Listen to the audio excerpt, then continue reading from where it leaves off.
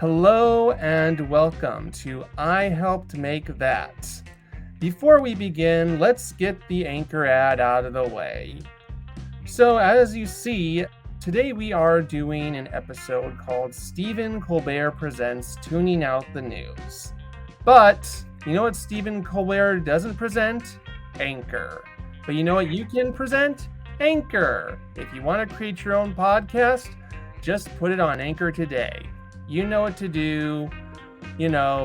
Log in, it's free, record your own podcast, put it on Apple Podcasts and Spotify, yada, yada, yada.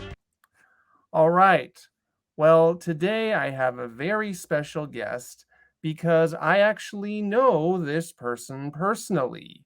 Yes, I went to high school with today's guest, at least for a semester, and found out that he is now on a show that Stephen Colbert hosts. Yes, we're talking about Stephen Colbert Presents Tooning Out the News. And if you've ever seen Stephen Colbert Presents Tooning Out the News, you may remember a character named Otter Lee. Well, today we are going to talk with Otter Lee's voice actor, Otter Lee. Welcome to the show, Otter. Thank you so much for having me. It's You're crazy, very yeah. How many years has it been? Like 10, 12 since freshman year of high school? A while. We won't say. Let's not date ourselves. I think I was a sophomore when you were a freshman. Okay. I believe. My memory might be faulty on that. But how have you been, Otter? I've been good. Been working a lot, some voice acting jobs. I was also recently on Fairview, a new Comedy Central cartoon that's been super energetic. Tell me, Otter, I heard that you are both a voice actor and an improv comedian. What did you want to be first? So I originally studied like playwriting, writing, and acting at NYU, but I found that a lot of the opportunities were super restrictive.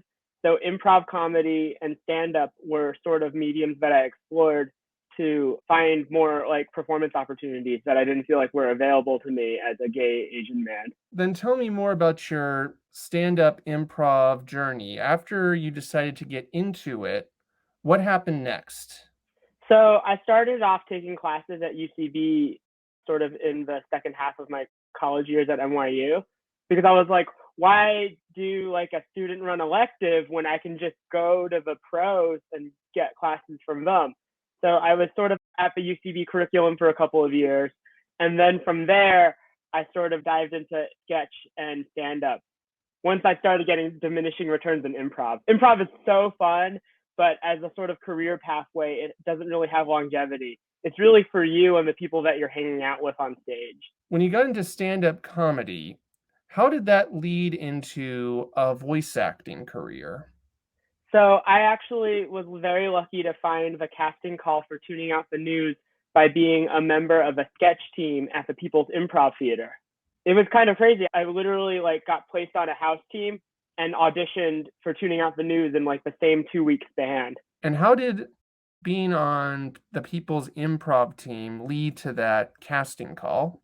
When people are on house teams, they just sort of get like special audition opportunities, and Tuning Out the News was one of the ones that was like specifically sent to us.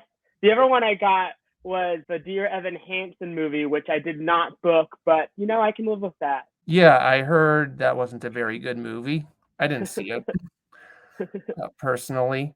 When you heard that you were getting an audition for Tuning Out the News, were you excited to be working for Stephen Colbert? So for the initial audition, I really had no concept of what the show was. They were still sort of figuring it out. So it was cool that I knew that Stephen Colbert was executive producing it and a big like resource of the shows, but I really didn't have anything to go off of. So it was pretty much just like a cold casting call. I just sent in clips of me doing like wacky political character voices. It was when I got called back and they actually called me into the late show studio that I was like, okay, this feels more intense now. So how many callbacks did you get for the show? I got one callback. I was actually like a little scared at first because I didn't go to the second callback where they actually had us read for specific characters. But then a couple of weeks later, I got an email saying like, "Hey, we're thinking of writing a character for you on the show," and that just ended up being Otter Lee.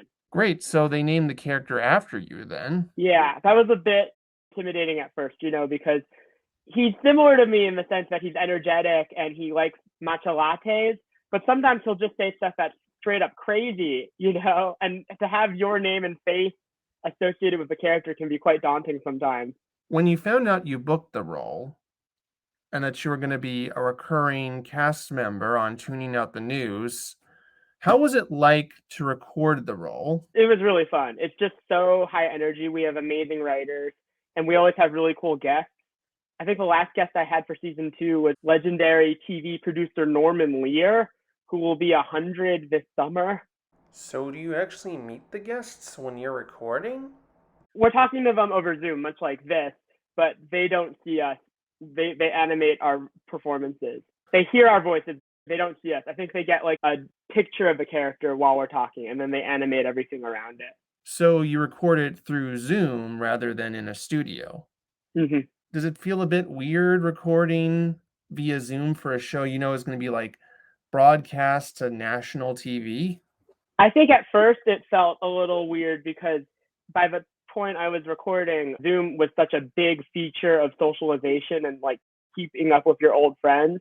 But then like everybody got me really acquainted with it pretty quickly. Like we have such a good rapport that it didn't feel weird after the first couple records, I'd say. I know that Tuning Out the News isn't the only show you've done voice acting for. I know you've also done Fairview. Is that also done through Zoom? Yes. It's also with Late Night Cartoons, the same studio as Tuning Out. So. Before Fairview happened and Tuning Out the News hadn't aired yet, how did it feel knowing that you were going to be on this huge show that, millions were going to see? It just felt really exciting. Like I'd been sort of doing improv sketch and stand up for a couple of years at that point. So it was intimidating, but it was really thrilling to get my voice out there. And then once it did air, like, how did that feel? It felt great. Like I think I was surprised by some of the responses because a lot of the characters on the show are supposed to be like parodies of like other like anchors and news figures. But to just have like me or sort of an essence of me thrown into that was so crazy, like, and here's Otter. I could definitely see that. It was a smaller scale production, but I've been on a background actor in some things. I've been, in investigation discovery shows. I was a commentator once on like this MTV special, and I sort of had the same feeling, like it's exciting but nerve-wracking that you're going to be on national TV. Yeah, and you have to make sure you don't read the internet comments because they can get pretty spicy. Thankfully, even though they are nationally airing shows, they are considered quote unquote smaller productions by, Hollywood at large. So thankfully, I haven't had that problem. Though there was one funny thing. I was a featured extra on an episode of SNL. Oh, And cool. yeah, if you've ever seen the episode with Chris, not Evans, Chris Pine. Pratt? No, Pine. I was just going to go down the whole Chris list. Yeah, well, they did this like European musician skit that was like this. He sings this weird song. I'm part of the chorus, and I have a close up. Wow. And thankfully, I did get noticed by the internet comment section, but it's because someone thought I was Jim Carrey. Wow. That's Yeah, never happened to me. yeah. Plus, I think I'm a little young to be Jim Carrey. I'd take it as a compliment to having natural charisma and stage presence. Yeah. Besides Fairview, is there any exciting projects coming up? So I just finished my 3rd year performing with New York City's annual Asian Comedy Festival, which is a stand-up showcase for Asian American Pacific performers. That was last week. On the docket, I can't say anything. There's some things that are definitely happening, but I don't think I'm allowed to talk about them yet. I think that's all the time we have for today, but Otter, where can we find you? You can follow me on Instagram. That's like the platform I post to mostly. The handle is at Otter Lee Moy, OtterLeeMoy. Give me a follow because I got to get that ratio up. Right. And isn't it true you also have a TikTok? I don't post on that. I don't really post on that. TikTok and I have a emotionally fraught relationship. Maybe we'll work on that over the summer. Okay. Well, anyway, everyone give another round of applause for Otter Lee. Thanks again, Otter, for coming on the show. Yeah, thank you, Kevin. We'll have to catch up soon. Talk about our Yeah. days at Schreiber. Yeah, definitely. All right.